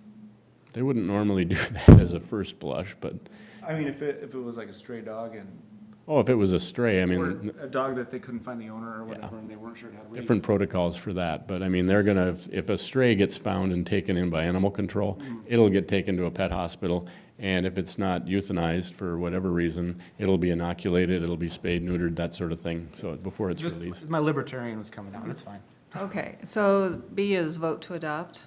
If you want to pass first reading, I'll just bring back something with some proposed language. There's no hurry with this at all. I mean, we've more or less decided not to, charge for permits going forward. And so as long as we know that's the directive downstairs, we'll bring it back, so. But if you'd pass first reading, that would be helpful, so we can keep this moving on. Okay, Do we have something somewhere in the code that addresses the dangerous dog as far as what exactly that is? We do have it, right? Okay. So Well, then it's- again, it's a chapter of state law, so. Well, certainly, but I mean, as far Our as like code. why we have it in our code for a fee. Our code refers to it. Refers to the Does it, state. To it, it the pushes state to the code, state? Okay. yep. then it's I don't think there's a full-blown section on it because of the fact Because that it's there's a a state. heavily regulated part of the state There government. used to be a full-blown section, and we took it out. I and remember said, taking Go look it at the out." state code. That was the redux of the animal code from a few years ago. That was, somebody Yep, we pulled it. had a And special can I get situation. a motion to vote? Sorry, I move to adopt. thank you. Thank you, Ryan. 26 Second. All right, all in favor, aye, opposed? Aye. Aye. Let's try it again, all in favor? Aye. Opposed? Hearing none, motion passes. Thank you. I'll We'll bring go- back some more language next month. Thank you. Thank you, Alan. Yep. And thank you, Ryan, so we got a good base for our rabid dog language. Okay, city business number 2, first reading of ordinance 2026-2. I move to adopt, or I move to pass ordinance 2026-02 as a first reading. That's on page 17. 17. It's, And apologies, there's actually 2 copies of the proposed ordinance there. It's That- page 20 of the PDF. 18 or actually, 17, so your choice. Yeah, Okay. It 20 is, of the PDF. oh, gotcha. So it is Okay. amending the fee code to go along with the licensing. Yeah, Mayor and Council, this does 2 things. It eliminates the dog fees, and then you can see in your copies the parenthetical that we've added to talk about what happens with the variance and CUP fees. So those are the only modifications here. I have a motion to adopt. That was Hankins. You're looking- 2026-2. Yep, you need a second. Yep. I'll second. Second. Okay, Bridget. Joel, second. Okay, all in favor? Aye. Opposed? Hearing none, motion passes. And what we should do before you take the vote is hold the public hearing on it, of course. We didn't do that for number 1 either. I thought that was just we hold a public hearing only on a second reading, right? Well, it says technically in your procedures that you need to have a public hearing on it. Oh, well then, open that sucker up. Okay, I'd like to open the public hearing, on the ordinance 2026-1. 2026. -01, well, we didn't have the public hearing on that one either. Well, When that it one you says just passed public first hearing. reading, so I'll just bring that back and we'll leave that on there. So I'm not too worried about it since we're not passing any language technically. All righty then. I'd like to open the public hearing on ordinance 2026-02. Would anybody like to speak on that? Seeing none, I'd like to close the public hearing. We've already taken the vote. We're good. Okay, so number And 3, we've removed. if you would like to, there is no technical second reading if you don't want to have a second reading, and we don't need one for this. But it would be lovely to have just a motion to direct staff to publish the fee schedule such as it has been passed, because it is an ordinance. So, Could I have such a motion? So moved. right, What is the motion to do? I'm sorry? Publish. just to publish our new ordinance, amended We ordinance. have to hold a second reading on it. Well, it's not a requirement. It is in our Talking about the fee bylaws. schedule. It's not in the proposed, well, we can bring it back for another reading. Okay. It said basically, as my reading of the procedure for Birchwood is, it has to be introduced, and that's what we did as a concept last month. And so this month, we've got the proposed language and the public hearing. And so this should be the final passage, but, Okay, got it now. All right, thanks for explaining that. and I just want to be able to publish it, because it doesn't do us much good until we can do that, unless you just would expect me to do that. Expect you to, Publish it. I mean, don't we need to do a summary publication instead of just, or is it short enough that we, What I'm going to do is just pull out the things that changed. okay. So I'll tease those out. It won't be a summary, it'll just be a surgical removal of those things that Okay, changed. thanks for explaining that, I get it now, so I'll catch up soon. So All I right. forgot to put that in there as another vote, but it'd be nice to just get a vote to, ask staff to publish. I will move to direct publication of Ordinance 2602, amending the fee schedule. Second? Second. All in favor? Aye. Opposed? Hearing none, motion passes. Thank you. Okay, 3 Well, years. and I'm just curious, did anybody give any feedback after we announced it, that those license fees were going away? The dog license? Yeah. From what I can gather, Therese got one phone call from someone curious if they would be able to get a refund for the unused balance of time. So, needless to say, I said, well, that's not really how it's looking more prospectively, not retroactively. But as far as I know, it's been exactly one call. So I've gotten no emails or anything. Okay. Glad to hear people are watching. That's right.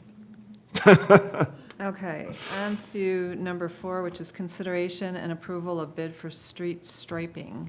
And that's on pages 51 to 53. There's 2 bids in there, one from Sir Lines-A-Lot for $5,244. I mean, just on the name alone. I know. Right. And the second bid is from B&D Striping for $4,250. We're talking about cedar and hall, the 2 white lines on the outside and the double yellow down the middle. I had a question on this one, because we had discussed with the lake links that potentially we'd be adding the shared lane symbols. Are they doing those as well at the same time, or is this completely separate? This is just striping. My understanding is we can do those sharrows ourselves. Oh, okay. And we won't be doing them until next year after Oh. Excel is done doing their work on Wildwood. Right. I see. Okay. This is just for striping and lines. For the one street. Okay. I was just curious if it included those as well, because I remember No. they were coming. I think if this were my own money, I'd go with Sir Lines-A-Lot just for the name. But on the taxpayer's nickel, Agreed. Do we have recommendations from Marcus on this one as far as having worked with either of these groups? No. No? But we're I don't know talking B&D. $1,000 difference. Yeah, I don't know B&D at all. Sir Lines-A-Lot has been around for a while. They started out as a guy with a brush and a bucket, and so they've grown quite a bit. it was Sir Lines-A-Little. Right. Can I get a motion, please, to accept one of these We can make a bids? couple more jokes? No. Motion, please, someone. Okay, I have one question. Sorry. But if we're doing the line, don't we have to clear the sides of the brush. street so we know that the line is in the middle? They're going right over the top of the lines that are already. Oh, that are already there? Mm-hmm. Okay, That's reestablishing what's there, because they're pretty okay. big. Mr. Isley, could you please make a motion? I move to accept the bid from B&D Striping. Can I get a second, please? Second. All in favor? Aye. Opposed? Hearing none, motion passes. Bridget? Yes, just a quick update on the new website. We handed over the design to Happy Dog, and actually Darren, who is a citizen of Birchwood, is the lead on it. He has populated it with all the information from the old website, so we will be able to see what it looks like and how it acts and, press buttons, et cetera, et cetera. A couple of, by the end of this week, we're hoping. A couple of changes to be aware of. One, we're applying for a .gov address as opposed to .com, and I don't know where we are on that, Alan, and I don't know if it's gonna take months or years, but, It shouldn't take long. Oh, good. I think the biggest impediment, and we talked about this a few weeks ago, is it wasn't working. So now apparently the registration process works again. I don't know if that's a Darren chore or an us chore, but we'll it's figure it you, out. you and Teresa said that you would do the And application. that's what we're doing. Okay, great. And then the second thing is we're taking all of the pictures that are on the current website, and we created an Instagram account, putting those pictures in there. There doesn't need to be any more work on that Instagram account unless somebody wants to add more pictures, but that way those pictures aren't lost. Nice. So that's the Yeah, update. Yeah, thank you for all that work on that. Wait until you see it, but I think it's gonna be really good. So it's not going to go live? Oh, God, no. Okay, it's just No. for you and the committee to And work then, on? yes, and any of you who would like to play Okay. around with it. Is the Instagram attached to a city email address, or is it Yes. a person? It's all city, it was set up by the city. Perfect. Would the .gov change email addresses and info as well? Yes. As opposed to taking place of the .coms, eventually, yeah, they would migrate over. Yeah. So everything will be We'll need to directed to forward .gov. everything. Yep. So Okay. for a long time, it'll be just advanced through that. Okay, moving on to the consent agenda. I'd like to pull out number 5, I believe, which is approved bid for tree cutting.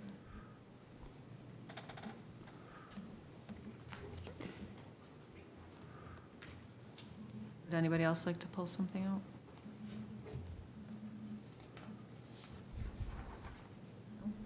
Okay, can I get a motion to approve the consent agenda with the removal of number 5? So moved. Second?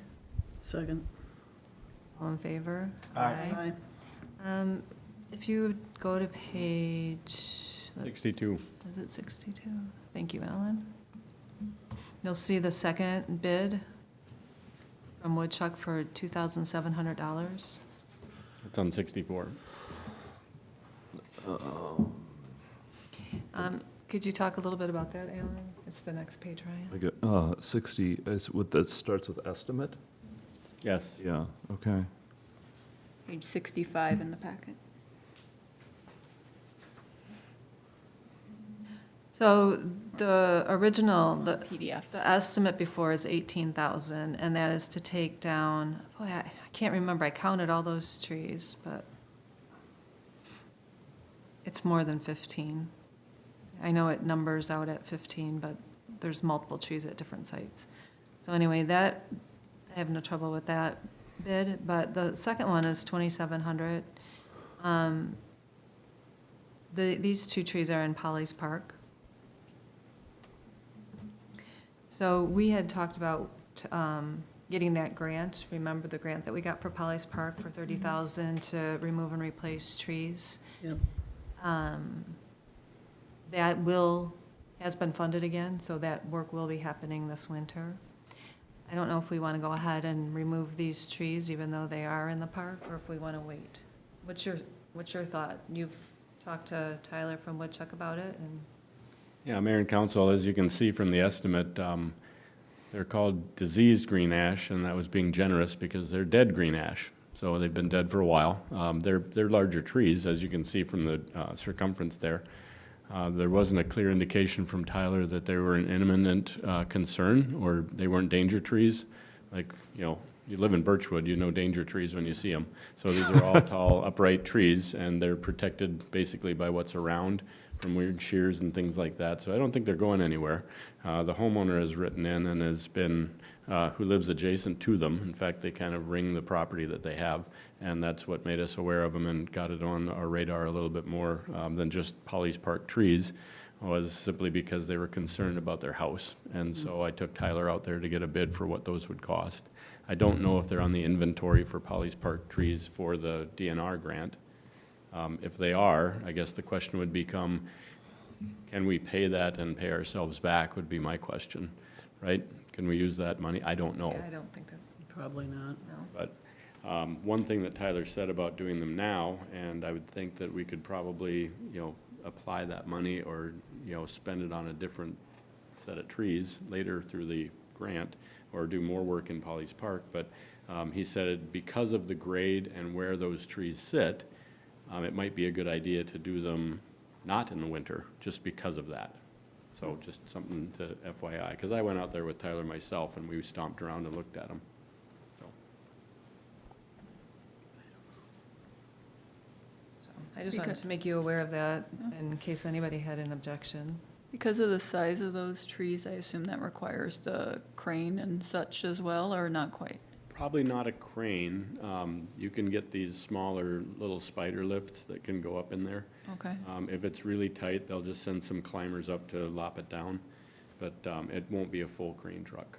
You wouldn't be able to get one in there, for one thing. No, well, that's why, because I know we have a lot more trees coming out of there, which would obviously make it clearer, but. And the crane would come in, I mean, worst case scenario, could you get a crane over to them in the winter by coming through the main entrance? Probably, but it would be a little precarious, just because it's gonna have to boom out and over, just because the accessible area for a truck is so far to the north or west of where those trees are, because they're actually up on the plateau right at the edge of the backyard. Okay. So if you're familiar with the cul-de-sac, if you were parking there and you were looking to the south, if you South will, of it. they're up along that ridge by the backyard, so it's a tight spot. One other thought on this, the tree removal. We have additional money to be spent on tree removal this year. So I've generated a second list. I'm having trouble when I go out to look at these trees to determining whether they're on our right-of-ways or if they're actually homeowners' trees. So Alan came up with a really good idea. Every once in a while. You want to share that as well? I mean, I don't feel comfortable going out there with a tape measure, so. Well, if you read ahead, you can see that I gave a shout out to our summer intern. And so a good invasive project for him would be to go out there, and for every one of these that we have to worry about, we can send the intern out there to take the measurement. Perfect. Your right-of-way is a pretty clearly defined amount of space, and so they can go out there and with a stick or some sort of jig, basically, it's automatic, because the center of the road is pretty easy to find between the crown and the stripe. You just go out there and you just take those marker, I'm sure there's a fancy name for the spray gun with the paint, and you can just go zip, and that's where the line is, and if it's on one side of it, it's a city tree, boulevard tree, and if it's on the other, it's not. Well, the problem is our side streets aren't striped. So to find the center line. It's still not that hard, so it's just Have a to high measure point in the the middle. street. Okay, once again, they don't all have high points either. Otherwise, I could have done this. I mean, you're gonna have to One go of the ahead. trainings that we'll do for the intern is to have Marcus give him a sense of where that is. Yeah, that's fine. I mean, we're gonna be within a few inches here, right? Like, this is just a best guess, and it doesn't make this sense to do a full survey to determine No, whose tree I think it's is, horseshoes and hand grenades. I mean, if there's any part of the tree that's in the right of the way, I think you give you call it the city give them the tree. benefit of the doubt, If it but I needs to mean, go, yeah. it just seems to me like the margin of error is probably fairly high, but acceptable on this case. Worst case, we cut a tree that's, Yeah. I don't know. And most of the theory, it's danger dead. trees are gonna be pretty Because some big. people who are asking to have their trees cut down, Right. it's really up quite a bit into their yards. Oh, I see. Well, You know, the ones I like see. at Drew's Yeah. house, those can come down, I because see what you're obviously they're saying. right at the roadside. But some people are requesting trees coming down, they're far up their driveway, and I can't tell. I don't know And there how are to- some people that actually that's a good want dead trees on their property because it's good for nature. Yes. So So we don't want to make a we mistake. can generate a list. We can contact homeowners after we do that, because our thought was to get all the dead trees in the public spaces first, right? I'm talking parks and easements. And then go for the ones that are farther back off the road and things. So, Just a quick question on the actual bill. So like on number 6 and number 12, where they're removing more than one tree, But they say the quantity is 1. I am assuming that's the job, that's for the job. That's the job. And I think one of those on number 6 is now gone, thanks to our aggressive tree staff our crack team of in-house tree people. At least if it's one of the ones on the far end of the park, Okay, I I noticed just it wanted was to make sure. dismembered. So, like I said, this is gonna be the first round of removing trees, and we'll have another round. It's only gonna get more expensive, so let's get rid of them. Well, right, but But money grows on them. anyhow, Not on okay. dead ones. So can I have can I get a motion to approve then this $2,700 estimate? Well, you need both, right? For the- Oh, yeah, you're right, because that's part of that too. Yes. Well, I guess I have a question. The 2,700 that's below is not the same 2,700 that is on number 12 of the above, right? Correct. Okay, Different address, different tree. that's what I was thinking it was, just, And that's 4 trees at 203 Birchwood, item 12. gotcha. Okay. Okay, I will move to approve both. all right, second? Second. All in favor? Aye. Wonderful. Just for funsies, what is the distance from the center line that trees would be required, or would be the city's responsibility? Your right-of-way typically is going to be 60 or 66 feet. So if you measure from the center, take it out 30, 33 feet, and you've got a pretty good idea of what you're going to have on either side. So And the it doesn't matter where majority the of roadway trees stops. should be on there, right? Okay, Steve Dean said 30 it or was 20 33. from I the mean, we middle. have to Who said that? get an Steve accurate Dean. measurement. Said it was 20? 20 from the middle. And I know that because then I paid for a tree that was 21. Well, there should be. Yeah, and it's going to depend on the survey, so if it was platted at anything less, it's possible, but the typical right-of-way is going to be, So I need, 40? I'm saying that I can't do 20 on it, each and I need could somebody be else 30 to and 30. do this. Should be. Not me. We'll double check, Bridget. I think it's 40. Well, if it's on the survey and it's on the Doesn't plat. matter. Well, I it just want does. to make sure we're doing it right. Agree. Let's find out what that number, golden Yes. magic number is, so We that should. can. Right. I Post mean, we have to that. be pretty accurate. Before we send the intern out, Yeah, let's figure it out. Please, yes. measure twice. After we get our coffee. Thank you. I'm just saying the typical right-of-way is that 30. wide, to take into account being able to pile snow and do all kinds of stuff like that, so.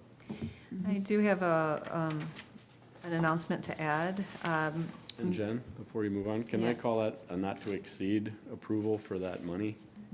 What? A not-to-exceed approval for the Yes. money? Oh, Because yeah. some of these trees are now gone, so it's kind of going to have a ripple effect for us, so. Correct. Sure. Thank you for Thank you, Alan. mentioning that. Now announcements. Thanks. Thank you. The Birchwood Village Connections Committee held their first event on Sunday it was an ice cream social prior to Music in the Park, which is actually Music in City Hall, since the rain was threatening. It was a fabulous turnout. We had very close to 80 people show up for that. And it was wonderful to see, there were a lot of young families, older people were milling about and actually getting to know each other, so it was an awesome event. On that same note, there is one of the committee members who would like to resign from the committee. So if anybody out there watching or listening would like to be on that Birchwood Village Connections Committee, email info@cityofbirchwood.com and submit your name. They could use one more person, so to fill that spot. And that's all I have. Anybody else have? I do have an announcement. Okay. We have a 4th of July parade coming up. It's the 75th anniversary of our Birchwood Parade. We currently are in the process of determining our grand marshal, so if you have not submitted someone who you feel has positively influenced the community, please send that nomination to the Birchwood Community Club email address that was in your newsletter. Also, I wanted to state that Genevieve did just a fabulous job on the new newsletter. Love all the color, it's so cute. So if you haven't looked at that yet, do look at that. The parade will be same as every other year. If you're going to be in the band, 9 a.m. Rehearsal, and then 9:30 lineup, 10 a.m. Parade, followed by games, snacks, etc. in Wildwood Park on July 4th. Okay. And you still need volunteers. We still would love some volunteers. Perfect. Anything else? All right. Yes. I've got a few extra things that didn't quite make the cut.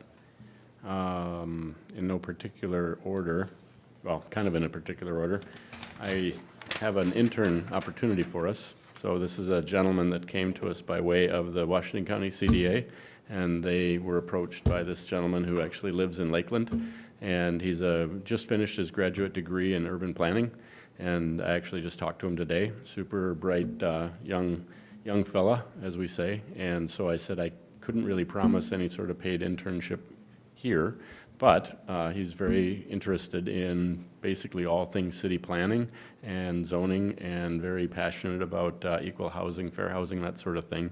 And so the only thing I could think of him for a good project that would be sort of a time commitment and move on would be perhaps to go through the code, especially the zoning code, and just have a fresh set of eyes read it and really give us a sense of how readable it is, how much it makes sense, that sort of thing. If there's no interest, then I have made no promises to him, but if there's any interest in exploring that with him, I'd be happy to do that. I think that's a great idea, personally. Fresh set of eyes is always good. It's really good to have somebody who hasn't gotten a lot of familiarity with the stuff to go through it. So, Yep. you know, just to, because the intent has been to make it so that it's understandable, and yeah, I agree with that. Good. I kind of feel the same way.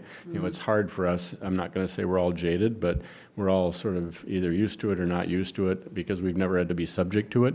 So here's someone who's going to come in and just give a fresh set of eyes and say, what if I was going to do a project here? And he's also trained, and so now a post-grad student. He's actually got an internship right now with the Minnesota Valley Transit Authority because he's really passionate about transportation. So I hope to bring him in here so you can meet him, because he should have a pretty bright future, because that's all the things that he's into are all the things that are going to be affecting society here moving forward very quickly. So thank you for that. Lake Links update, Bridget can correct me if I'm wrong. All of the equipment is going to be kind of dumped on us basically before the end of the month now. Today was supposed to be the day that the water station was coming. I don't know what slowed that down. We will have the bike repair stand. That should be here before the end of the month. And more likely than not, if you're familiar with John's Bench out here, we've got several more of those showing up from the foundry in Pennsylvania. So they're made to order, so they should be here too. And we should have the concrete in sometime this month. So I'd like to think that we can get some of these things in before the 4th of July, but timing is everything. So Yeah. Stay And then we're tuned, gonna but- have 2 speed signs. And we got speed signs, and there's all kinds of other signage that's going Right. up as well. Yep. But the big ticket things that'll be along the way are ordered and they're coming. Our insurance has now been upped, so we have property and casualty renewed and workers' comp insurance renewed. The hockey rink lights, not that I want to hit a sore subject, but since it was brought up, those were in fact ordered. I took a picture of them when I went out there and assessed what they were, sent it to the company that I'm familiar with, and in full disclosure, I've represented this company before. They are a commercial electrical contractor. I made it very clear that the relationship had nothing to do with it, and can you find me these lights? And they did, and by the time they found the lights, we had officially closed the rink, so there was no urgency to get half the rink lit up because we weren't using it anymore. And then, of course, road restrictions went up, and then when those come down, it's soggy, and to get up to the lights requires a boom truck, and that is heavy, and so it makes no sense to put ruts in the rink with a boom truck when we don't have to. And so I've been attempting to save mobilization charges, and so when the company has a gig up here, they can come and do that without having to charge a full mobilization from Hastings, which is where they're based. So that's a nutshell explanation of why we don't have a new light head on the south side of the rink. Special meeting, as you know, we pulled the conditional use permit for 309. And that was because of me screwing up and not publishing in the paper that we needed to actually do that for a CUP. And I'll give Member Hankins credit for catching that. So what I've done is scheduled that for, in fact, I put in the ad today for the press, and that will be Monday, June 29th. And so it only requires 3 of you, of course, to be here, and we'll send out notices and get that posted. But that'll be a single purpose, just a special meeting.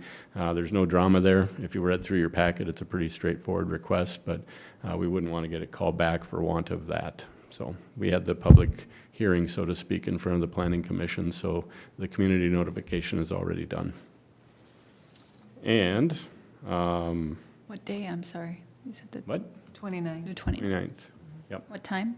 I think I put 6:45 in the posting, just regular council time, so everyone's kind of used to showing up then. And your new flag is up in the corner. I didn't want to spend the extra money on a finial, so it doesn't have a little cap on it. So maybe that can be a fun contest for the Finial. 5 of you to come up with something creative to put up there. I'm busy with hockey lights, so I can't do that. And otherwise, I think that covers my extra list, so thank you very much. Have you heard from Marcus on the park timeframe? They had said June for breaking ground for Ty Schmidt. I think the next thing going in there is the rain garden. We're televising right now, and of course, there's one failed input into the plop system, and that is, if you've ever been in that little, I'll just call it the creepy, shadowy area beside the playground. It's kind of that low spot that's now, I'll call it like a thicket. That's where that input place is, and I can see, if you kind of zoom out and imagine in the Wayback Machine where the water would have accumulated, that is where that got put in, and now it's just kind of a failed structure. So we're gonna fill that in with concrete and just abandon it entirely. It's pretty clear it hasn't run for a while. There's another one over by the easement on the other side that Marcus just shared that with me today. They were attempting to televise, and it's so full of sediment that you can't even get a camera through there. So what we're going to do is finish the rain garden first and then clean it out thoroughly, because it makes no sense to do that before we establish what's going to slow the sediment down going in the future. So that's other being thing worked that on we- right now, so. The other thing that we talked about, Alan, at the last Parks Committee is getting 2 large signs that explain what the work will be doing and diagrams. You know how cities do that when they're, A big, announcement sign. yeah, but just showing what's happening. So showing a map of the park and what's happening and where the gardens are. And others than us volunteered to pay for it, so score. Someone volunteered to buy one? No, the Washington County Conservation District, I believe, said that they would cover it. So who's going to design it? The vendor who is doing the rain gardens, Good. So they will submit that or produce one? and we'll look at it. Okay. Well, if it comes to us and you say, go put it in the park, we'll put it in the park. Yeah, no, I think they're gonna put it in the park. Oh, okay. Yeah, I don't think we have to do anything with it. Okay. Once it's installed, then just someone let us know and we'll take a picture of it and put it in the notes for the week so everyone knows Yeah. why it's there. We'll do. Okay. Thank you. Anything else? If not, could I have a motion to adjourn, please? So moved. Second? Second. All in favor? Aye. Aye. Opposed? Hearing none, motion passes. We stand adjourned.